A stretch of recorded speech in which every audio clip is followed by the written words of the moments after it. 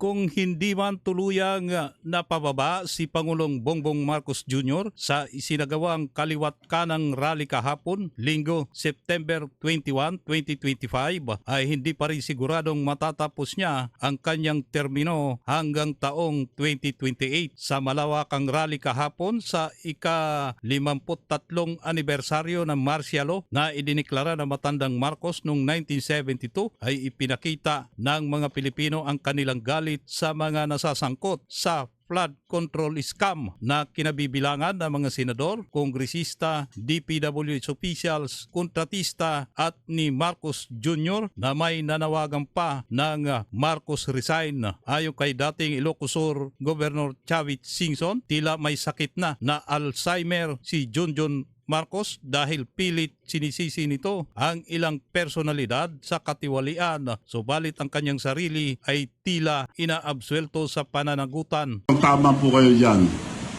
Ang budget, iuutos ang presidente sa DBM.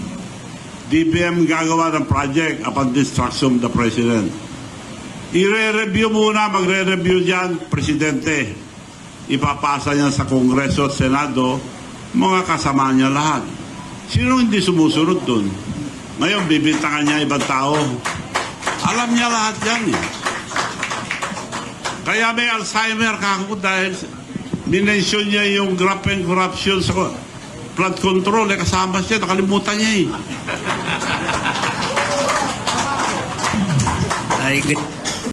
Ang nais ko talagang malaman, paano ba tayo umabot sa ganito? Paano nga ba? Hindi nga Bakit maging ganitong massive dahil corruption?